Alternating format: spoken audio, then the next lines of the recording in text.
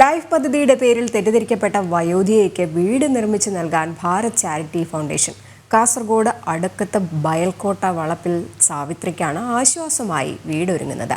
Life പദ്ധതിയിൽ ഉൾപ്പെട്ടെന്ന് അധികൃതർ പറഞ്ഞതിനെ തുടർന്ന് താമസിച്ചിരുന്ന വീട് പൊളിച്ച് പെരുവഴിയിലായിരുന്നു സാവിത്രി അമ്മ. ലൈഫ് പദ്ധതിയിൽ ഉൾപ്പെട്ടെന്ന് അധികൃതർ ഉറപ്പ് പറഞ്ഞതിനെ തുടർന്നായിരുന്നു സാവിത്രി അമ്മ തന്റെ തകർന്നു വീഴാറായ വീട് പൊളിച്ചു മാറ്റിയത്. എന്നാൽ സാവിത്രി എന്ന പേരിൽ തന്നെയുള്ള മറ്റൊരു സ്ത്രീയായിരുന്നു പട്ടികയിൽ ഉൾപ്പെട്ടിരുന്നതെന്നും പരിശോധിച്ച ഉദ്യോഗസ്ഥന് വന്ന പിഴവാണെന്നും പിന്നീടാണ് വ്യക്തമായത്. ഇതോടെ പെരുവഴിയിലായ സാവിത്രി അമ്മയ്ക്കാണ് ആശ്വാസമായി ഭാരത് ചാരിറ്റി ഫൗണ്ടേഷൻ പ്രവർത്തകർ എത്തിയത്. ഞങ്ങളെല്ലാം ലിസ്റ്റിലുള്ളതെന്ന് പറഞ്ഞു. പിന്നെ ഒരു വർഷത്തോളമായി ഈ സംഭവം നടന്നിട്ട്. ഈ ജനുവരിയില്ല, കഴിഞ്ഞ ജനുവരിയിലായിരുന്നു ഈ സംഭവം. അതിൻ്റെ ഭാഗമായിട്ട് ഞാൻ ഒരു വർഷത്തോളം കളക്ടറേറ്റും മുഖ്യമന്ത്രിയും അങ്ങനെ കയറി ഇറങ്ങാത്ത സ്ഥലങ്ങളില്ല, പരാതി കൊടുത്തു. ഒരു നടപടിയും ഇതുവരെ എടുത്തിട്ടില്ല. അങ്ങനെ ഞങ്ങൾ താമസിക്കാൻ ബുദ്ധിമുട്ടായിട്ട് ഒരു ഷെഡിലായിരുന്നു ഇന്നലെ വരെ താമസിച്ചിരുന്നത്. അതിലിപ്പോൾ മഴക്കാലം നിൽക്കാൻ പറ്റില്ല.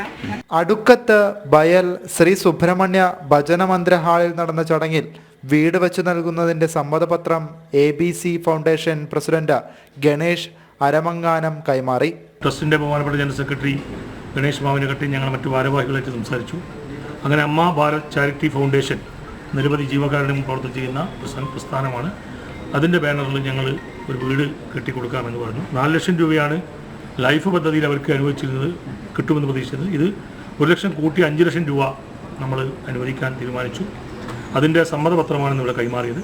അതോടൊപ്പം ഈ നാട്ടിലെ ചെറുപ്പക്കാരും സാമൂഹ്യ സാംസ്കാരിക രംഗത്ത് പ്രവർത്തിക്കുന്നവരൊക്കെ സഹായിച്ചുകൊണ്ട് നല്ലൊരു വീട് ആ കുടുംബത്തിന് കിട്ടണം എന്ന് തന്നെയാണ് ഞങ്ങളുടെ പ്രാർത്ഥന.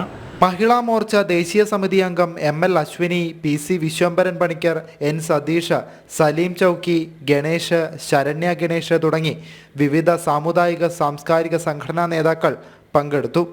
ജനം, കാസർഗോഡ്.